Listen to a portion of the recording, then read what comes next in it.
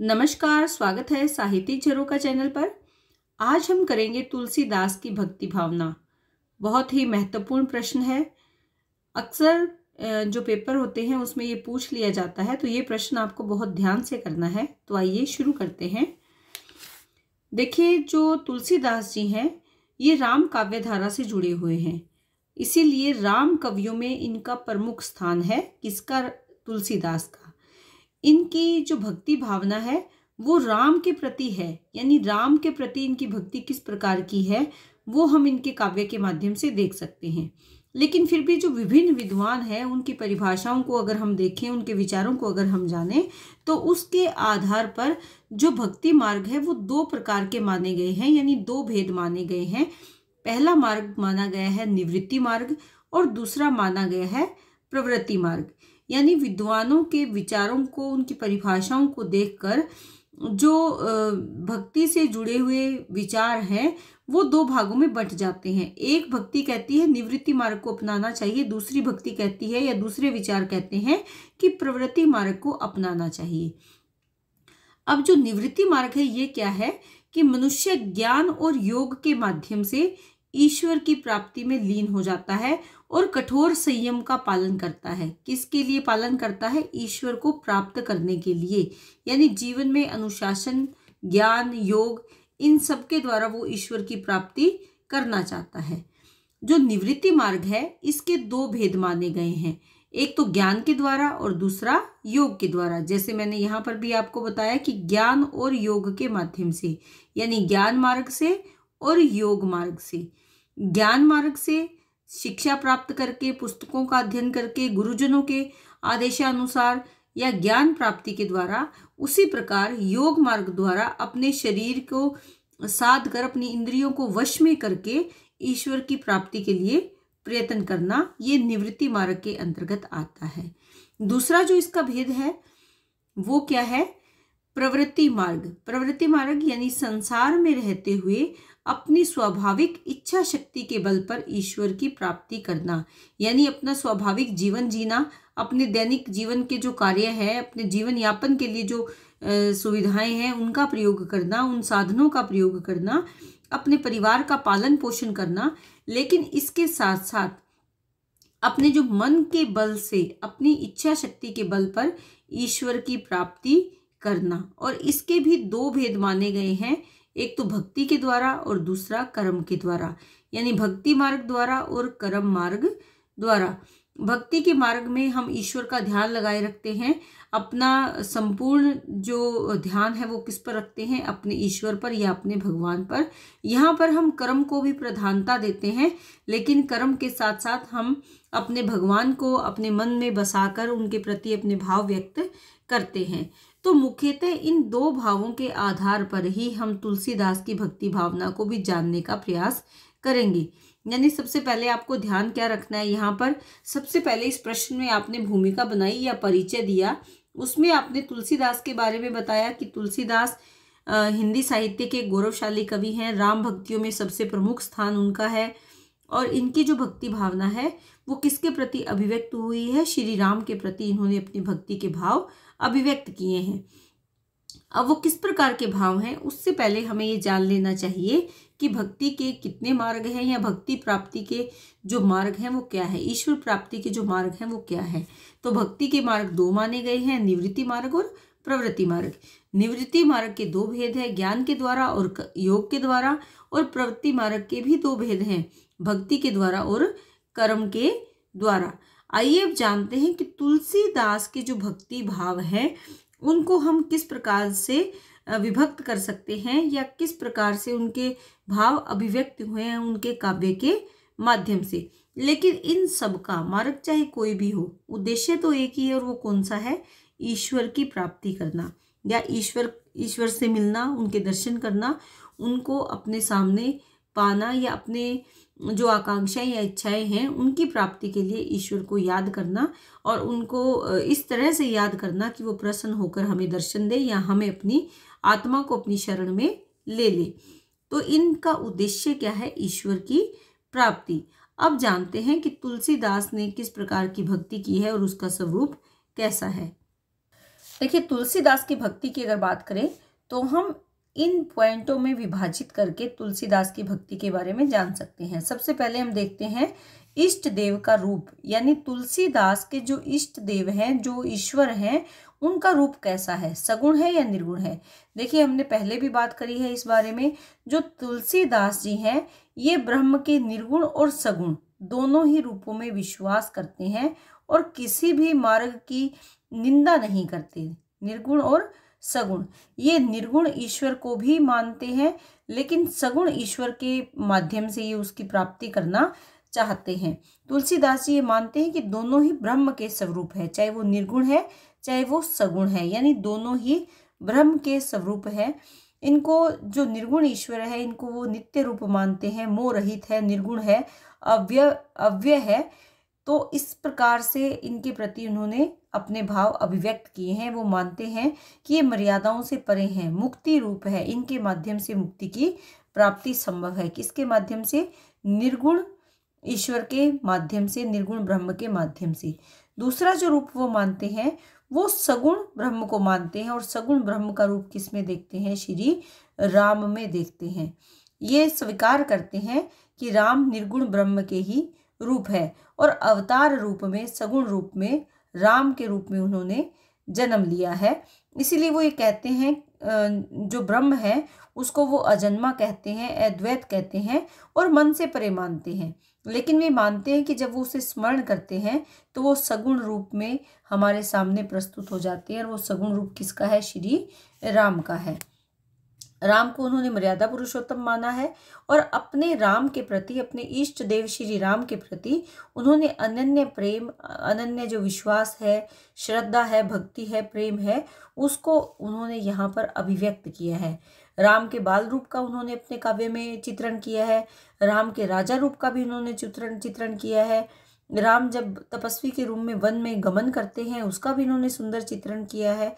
तो यहाँ पर श्री राम के प्रति उन्होंने अपने मन के भावों को अभिव्यक्त किया है, और वो राम के सगुण रूप को सर्वोपरि मानते हैं। लेकिन वो मानते हैं कि सगुण रूप भी ब्रह्म के निर्गुण रूप से ही हमारे सामने उत्पन्न होता है, और सगुण रूप में कब आते हैं? जब ब्रह्म निर्गुण रूप से अवतार रूप में जन्म लेते हैं तो सगुण रूप को प्राप्त करते हैं, और सगुण रूप में सर्वोपरि वो श्री राम को मानते हैं। ये आप ध्यान में रखेंगे। दूसरा यहाँ पर जो हम पॉइंट बना सकते हैं वो पॉइंट हमारा यहाँ पर है भक्तों का प्रकार। देखिए, भक्तों के मुख्यतः 4 प्रकार माने गए हैं: आर्त, आर्त, जिज्ञासु,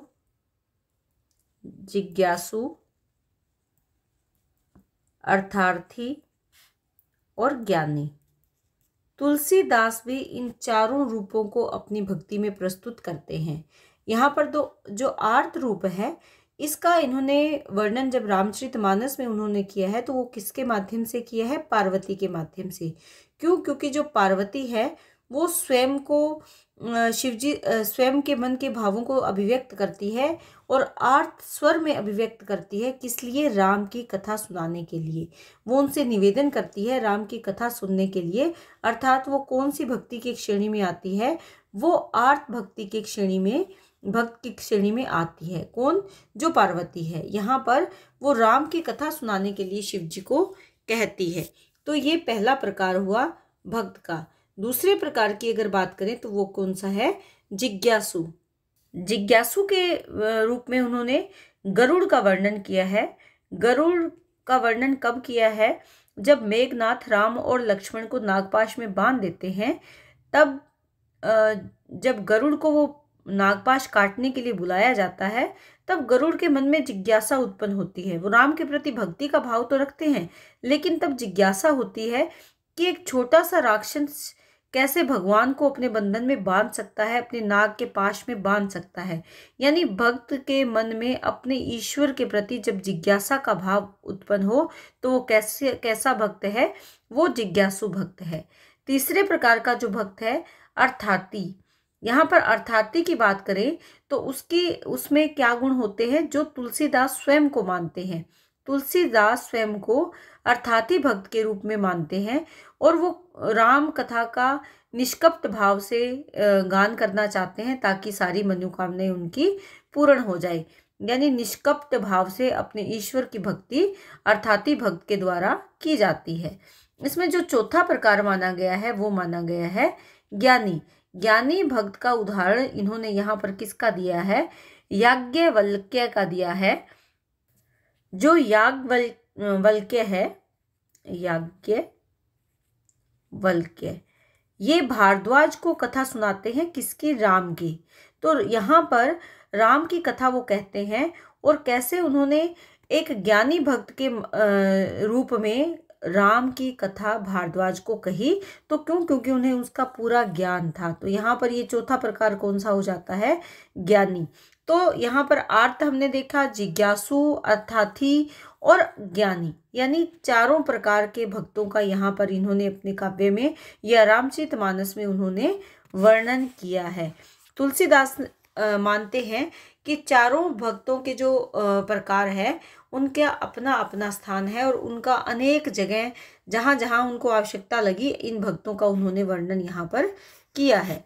तीसरा पॉइंट हम यहाँ पर बना सकते हैं भक्तों की भक्ति की महिमा। तीसरा पॉइंट यहाँ पर मिसप्रिंट है, थोड़ा ध्यान दें। भक्ति की महिमा, भक्ति की महिमा के माध्यम से वो क्या बताना चाहते हैं कि जो भी भक्त है वो अपने आप को अपने ईश्वर को समर्पित कर दे, और जब वो अपने ईश्वर को समर्पित कर देगा तो भगवान अपने आप उस पर बिल्कुल उसी प्रकार से उस पर कृपा करेंगे, वो चिंता से रहित हो जाएगा। इसीलिए इन्होंने राम की भक्ति को चिंतामणि कहा है। चिंतामणि यानी चिंता से मुक्त करने वाले, और अपनी भक्ति के माध्यम से उन्होंने अपने हरि, अपने श्री राम का मुक्त कंठ से गान किया है, मुक्त कंठ से प्रशंसा की है। वो ये मानते हैं कि जिस व्यक्ति के मन में राम भक्ति के भाव हैं वो लोभ, मोह, अविद्या से मुक्त हो जाता है। क्यों? क्योंकि राम की भक्ति एक ऐसा प्रकाश है जो जीवन को सही दिशा, सही मार्ग प्रदान करता है। राम भक्ति को उन्होंने सुर सरिता यानी सुर यानी देवताओं की सरिता यानी नदी माना है, जो सबको मोक्ष देने वाली है। कौन? राम भक्ति। वो अपनी भक्ति के गुणों का गान करते हुए यहाँ पर अलग अलग उन्होंने उदाहरण भी दिए हैं, अनेक भक्तों के उन्होंने प्रसंग भी दिए हैं, जिसमें अजामिल का उन्होंने वर्णन किया है, गणिका का उन्होंने वर्णन किया है, गज का उन्होंने वर्णन किया है, शबरी का भी उन्होंने वर्णन किया है। ये सभी वो पतित हैं जिन्होंने अपनी भक्ति के माध्यम से अपने देव, अपने राम को प्रसन्न किया, और राम ने इनका उद्धार भी किया। यानी जब राम के प्रति चाहे वो चर अचर देव दानव जो भी सच्चे मन से अभिलाषा करता है, सच्चे मन से भक्ति भाव अपने मन में लेकर आता है, राम उसका उद्धार करते हैं। तो यहाँ पर उन्होंने भक्ति की महिमा का वर्णन किया है कि अगर हम सच्चे मन से अपने ईश्वर के प्रति भक्ति का भाव रखते हैं तो हमारे ईश्वर हमारा उद्धार अवश्य कराएंगे। ऐसे भाव उन्होंने राम के प्रति यहाँ पर अभिव्यक्त किए हैं। उसके बाद हम चौथा यहाँ पर पॉइंट बना सकते हैं नवधा भक्ति। नवधा भक्ति में यानी भक्ति के 9 प्रकार, 9 प्रकार की 9 अंग बताए हैं, 9 प्रकार बताए हैं भक्ति के, जिसमें सबसे पहले हम ले सकते हैं श्रवण। श्रवण में नवधा भक्ति में सबसे पहले यहाँ पर क्या आ जाएगा? सबसे पहले आएगा श्रवण। श्रवण यानी सुनना। किसको सुनना? प्रभु की कथा सुनना। ये भक्ति का एक प्रकार है। तुलसीदास जी कहते हैं कि प्रभु की कथा सुनने से, हरि की कथा सुनने से शांति मिलती है, मुक्ति मिलती है। वो कह रहे हैं जिन हरि कथा सुनी नहीं काना, कि जिसने हरि की कथा कानों से नहीं सुनी, श्रवण रंध्र अहि भवन समाना, कि उसके सुनने के जो छिद्र हैं वो किसी काम के नहीं है, वो बेकार है, व्यर्थ है। यानी कानों से अपने ईश्वर की, अपने राम के गुणों को सुनना ही एक भक्ति का प्रकार है या भक्ति का रूप है। दूसरा वो मानते हैं कीर्तन। कीर्तन यानी अपने प्रभु के गुणों का वर्णन करना कीर्तन कहलाता है, गायन के माध्यम से वर्णन करना। तो यहाँ पर भी वो ये कहते हैं कि जो नाही करे राम गुण गाना, जी सो दादुर जी समाना, कि जो राम का गुणगान नहीं करता उसकी जीव दादुर के समान, मेंढक के समान होती है, जो किसी प्रकार का कार्य नहीं करती, या वो बेकार में ही कीट पतंगे खाकर अपना जीवन व्यतीत कर देता है। उसी प्रकार अगर जो कीर्तन नहीं करता, अपनी जीवा से ईश्वर का गान नहीं करता, वो व्यर्थ है। तो कीर्तन को भी वो भक्ति का एक प्रकार मानते हैं। उसके बाद है स्मरण। स्मरण यानी याद करना। किसको याद करना? अपने प्रभु के नाम को, उसके रूप सौंदर्य को याद करना। कहते हैं कि श्री रघुनाथ उर रूप उर आवा, परमानंद अमित सुख पावा। कि परम आनंद और अमित सुख उत्पन्न होता है जब श्री रघुनाथ का जो रूप है वो हृदय में आता है, यानी याद आती है उस सुंदर रूप की। जब मन में उस सुंदर रूप को स्मरण किया जाता है तो परम सुख की अनुभूति होती है। उसके बाद है पाद सेवन। पाद यानी चरणों की, सेवन यानी सेवा करना, यानी प्रभु के चरणों के सेवा में लीन रहना भी भक्ति का एक अंग है। जैसे उनकी पंक्तियां हैं कि वंदी चरण बोली कर जोरी, कि उनके चरणों में कर जोड़कर, हाथ जोड़कर उनकी वंदना करना भी एक भक्ति का एक प्रकार है या एक अंग है। उसके बाद है अर्चन। तुलसीदास जी प्रभु श्री राम की अर्चना को भी भक्ति का एक अंग मानते हैं, यानी उनकी अर्चना करना, उनकी वंदना करना, उनको बताना कि वो किस प्रकार से सभी देवों में सर्वोपरि हैं। उसके बाद है वंदन। वंदन यानी वंदना करना, किसकी? अपने प्रभु की वंदना करना। वैसे तो सब ये एक ही तरह से है, लेकिन तुलसीदास इन भक्ति के जो अलग अलग अंग हैं उनको अपने काव्य में महत्व देते हैं। उसके बाद दास्य, यानी जब भक्त अपने आप को प्रभु के चरणों में समर्पित कर देता है और दास के भाव से उनकी सेवा करता है तो वो दास्य भाव की भक्ति कहलाती है। यहाँ पर तुलसीदास जी कहते हैं कि मैं सेवक रघुपति पति मोरे, कि मैं तो सेवक हूँ और रघुपति मेरे स्वामी हैं। तो इस प्रकार के जो भाव है वो दास्य भक्ति के अंतर्गत आते हैं, तो इसे भी भक्ति का प्रमुख अंग उन्होंने स्वीकार किया है। उसके बाद सख्य।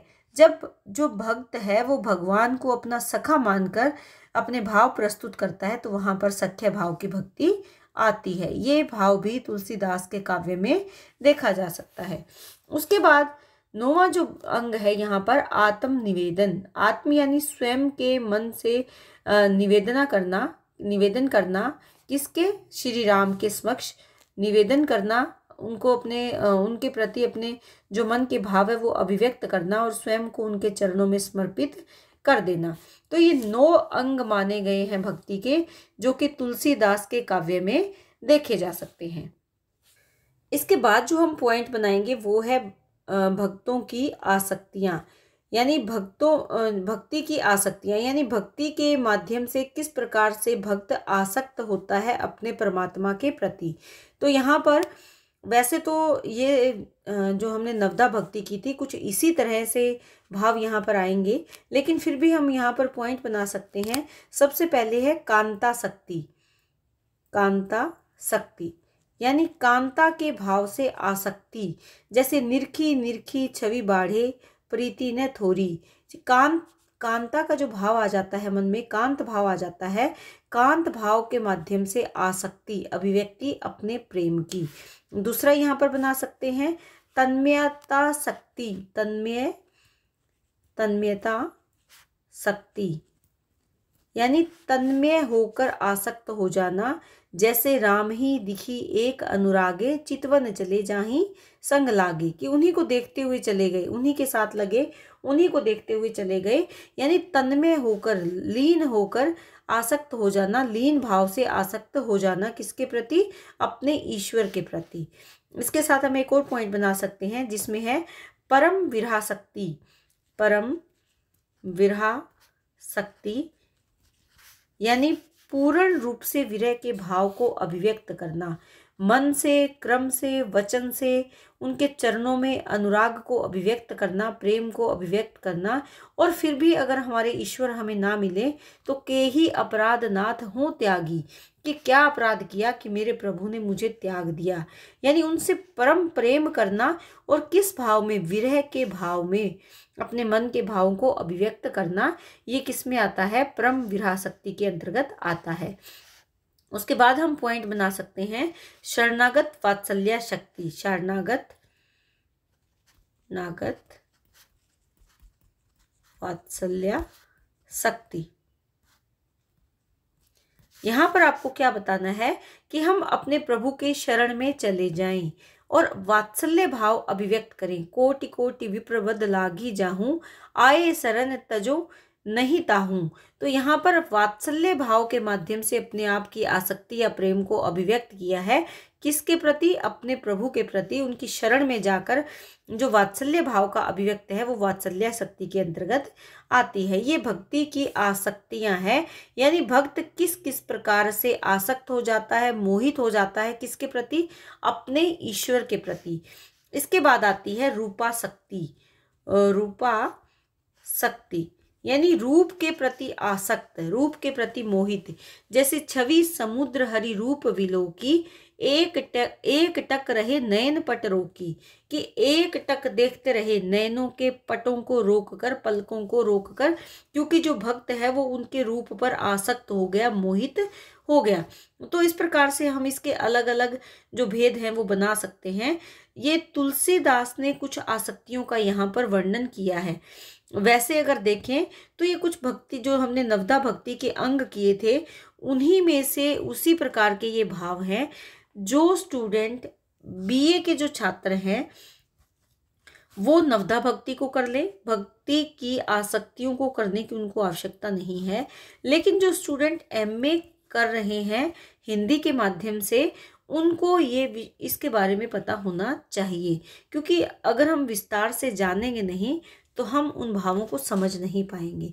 तो जो एमए के स्टूडेंट है या बड़े प्रश्न के तौर पर इसको करना चाहते हैं, उनको इस प्रश्न में इस पॉइंट को बहुत ध्यान से करना होगा कि भक्ति के द्वारा किस प्रकार से जो भक्त है वो आसक्त हो जाता है अपने परमात्मा के प्रति। उसके बाद अब छठा पॉइंट यहाँ पर बना सकते हैं, भक्ति में गुरु का स्थान। देखिए जो तुलसीदास हैं ये भक्ति में गुरु को विशेष स्थान देते हैं, क्योंकि वैसे देखा जाए तो सभी संप्रदायों में गुरु का विशेष महत्व है और तुलसीदास भी इस बात से इनकार नहीं करते। वो मानते हैं कि गुरु असाधारण रूप से भक्त का मार्गदर्शन करते हैं जिससे कि भगवान को प्राप्त किया जाता है। वो ये भी मानते हैं कि मोह माया आदि को नष्ट करने में गुरु ही है जो भक्त का सहयोग करता है, ताकि वो अपने ईश्वर के प्रति पूर्ण रूप से आसक्त हो या ईश्वर की प्राप्ति कर सके। तो ये हमने यहाँ पर 6 पॉइंट किए हैं। तुलसीदास की भक्ति भावना से संबंधित उनके विचार हमने जाने हैं। तो यहाँ पर हमने जाना कि जो तुलसीदास की भक्ति भाव है उसमें विनय है, प्रेम है, आसक्ति है, ये मुख्य रूप से इनकी प्रधानता है। दीनता का भाव विशेष रूप से इनकी भक्ति में देखा जा सकता है। उनका जो भक्त हृदय है वो जब भी अपने आराध्य के प्रति अपने भाव अभिव्यक्त करता है या उनके सम्मुख अपने भाव अभिव्यक्त करता है, तो वहां पर उसकी जो दीनता से परिपूर्ण भक्ति भाव है वो स्पष्ट रूप से देखे जा सकते हैं। ये मानते हैं कि श्री राम को अगर हम सच्चे मन से स्मरण करते हैं तो वो हमारे सारे दुखों का, कष्टों का, जो पाप हमने किए हैं उनका निवारण कर सकते हैं। तो जीवन को सार्थक बनाने के लिए या श्री राम को प्राप्ति करने के लिए हमें भक्ति मार्ग पर आगे बढ़ना चाहिए। उनको अपना जो जीवन के बहुमूल्य मोह माया में हम अपने पल निकाल देते हैं, उन बहुमूल्य पलों को मोह माया से हटाकर हमें प्रभु के चरणों में लीन हो जाना चाहिए या ईश्वर के प्रति सच्चे मन से हमें अपनी भक्ति का प्रदर्शन करना चाहिए, ताकि हम उनको प्राप्त कर सकें या भगवान की जो कृपा दृष्टि है वो हम प्राप्त कर सकें। तो उम्मीद करती हूँ कि आज जो हमने प्रश्न किया ये आपको बहुत अच्छे से समझ में आएगा। जो हमने इसमें प्रारंभ में जाना था, पहले हमने भूमिका बनाई थी, फिर भक्ति के कौन कौन से मार्ग होते हैं उसके बारे में जाना, और फिर तुलसीदास की भक्ति किस किस रूप में, किस किस प्रकार से उन्होंने कैसी भक्ति का महिमा वर्णन किया है और किस प्रकार से नवदा भक्ति का उन्होंने बताया है, भक्तों की आसक्तियों के बारे में उन्होंने बताया है, गुरु का क्या स्थान माना है, ये बताने के बाद हम निष्कर्ष डालेंगे। और निष्कर्ष में जैसे मैंने आपको बताया कि वो ये मानते हैं कि एक भक्त को विनय के माध्यम से, प्रेम के माध्यम से, आसक्ति के माध्यम से वो अपने ईश्वर को प्राप्त कर सकता है, या दैन्य भाव से जब ईश्वर के चरणों में भक्त लीन हो जाता है तो ईश्वर उस पर अपनी कृपा दृष्टि बनाते हैं और उसे अपनी शरण में ले लेते हैं। तुलसीदास की भक्ति भावना के पीछे लोक सुख या ऐश्वर्य की प्राप्ति करना ऐसी उनकी कामना नहीं थी। वो उनकी ये कामना नहीं थी कि उनकी भक्ति के माध्यम से उनकी जो ख्याति है, उनकी प्रसिद्धि या उनका जो यश है वो चारों तरफ फैले, बल्कि उनका जो मुख्य भाव यहाँ पर स्पष्ट हुआ है वो श्री राम के प्रति समर्पण का भाव है, या जो उनके प्रति भक्ति का भाव है वही यहाँ पर उन्होंने अभिव्यक्त किया है। तो उम्मीद करती हूँ कि प्रश्न आप बहुत अच्छी तरह से समझ पाए हो। इसी तरह से चैनल को लाइक, शेयर और सब्सक्राइब करते रहें। बहुत बहुत धन्यवाद।